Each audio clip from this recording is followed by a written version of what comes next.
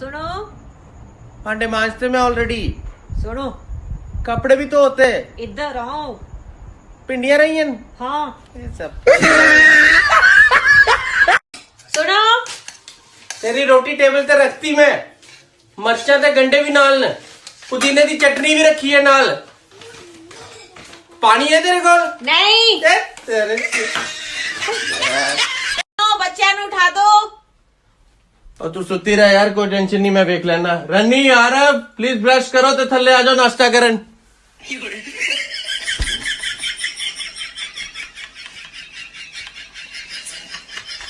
ਆ ਵੇਖੋ ਲੋਕਡਾਊਨ ਦੇ ਚੱਕਰ 'ਚ ਖਾ ਕੇ ਮੈਂ ਕਿੰਨੀ ਮੋਟੀ ਹੋ ਗਈ ਆ ਐ ਤੁਸੀਂ ਵੇਖੋ ਕਿੰਨਾ ਮੇਨਟੇਨ ਕੀਤਾ ਆਪਣੇ ਆਪ ਨੂੰ। मेंटेन भी तो तेरी वजह नाल है, तू ही तो मेंटेन किया मैनू।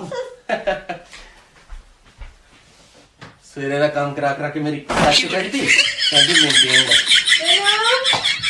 चाह तो नहीं पीनी तू? ਆ ਗਏ ਮੈਨੂੰ ਰੋਟੀ ਪਾ ਕੇ ਦੇਣੀ, ਮੈਂ ਬਾਅਦ ਗੱਲ ਕਰਨੀ ਪਾਏ। ਥੈਂਕ ਗॉड ਤੁਸੀਂ ਆ ਗਏ। ਮੈਂ ਨਾ ਸਾਰਾ ਦਿਨ ਕੰਮ ਕਰ ਕਰਕੇ ਥੱਕ ਗਈ ਆ। ਪਲੀਜ਼ ਥੋੜਾ ਜਿਹਾ ਰਹਿੰਦਾ ਤੁਸੀਂ ਨਾ ਕਰ ਦਿਓ। ਕਹਿੰਦੀ ਕੰਮ ਕੀਤਾ ਸਵੇਰੇ ਦਾ, ਵੇਖੋ ਕੁਛ ਕਿਹਾ ਤੁਸੀਂ? ਇਹ ਤਾਂ ਕਹਿੰਦੀ ਥੋੜਾ ਜਿਹਾ ਬਚੇ, ਇੱਥੇ ਤੇ ਬਚਿਆ ਹੀ ਕੁਛ ਨਹੀਂ, ਕੁਛ ਕਰਨ ਲਈ ਹੈ ਹੀ ਨਹੀਂ। ਸੁਣੋ ਜਰਾ ਗਰਮ ਪਾਣੀ ਦੇ ਦਿਓ, ਮੇਰਾ ਗਲਾ ਬਹੁਤ ਖਰਾਬ ਆ। खून पा दे माड़ा जा, ਕੀ ਕਿਹਾ? ये लून पा दे माड़ा जा। ਇੱਧਰ ਆਇਓ ਜ਼ਰਾ। यार आज बड़ी थकान जी होंदी है, आज रोटी तू बना दे प्लीज। ਠੀਕ ਹੈ ਵੇਟ ਕਰੋ 2 ਮਿੰਟ ਫਿਰ। थैंक यू है। 2 मिनट मैगी तो नहीं बनाने लगी तू? ਸਾਡੇ ਵਿਆਹ ਨੂੰ 10 ਸਾਲ ਹੋ ਗਏ, ਪਤਾ ਹੀ ਨਹੀਂ ਚੱਲਿਆ।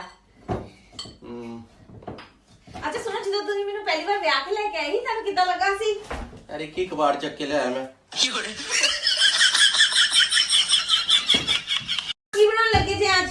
मैं सोचे थे करेले बना दे फीलिंग वाले, धागा जा लपेट के, या फिर कट के खाएंगी। अरे मैंने बिल्कुल पसंद नहीं करे, लेकिन ये कौड़े ਹੁੰਦੇ क्यों लेके आए ਤੁਸੀਂ? तेन भी तो लेके आया सी। कुछ किया? मैं कि टिंडे बना दे फिर। चाकू लेके ना ला के मेरे वाल कितने सोने हो गए ਇਹਦੇ ਨਾਲ। वाकई यार तेरे बाल तो इधर बड़े सोने ने यार। साढ़े सारे बाल लै गई ते अपने बधान लगी।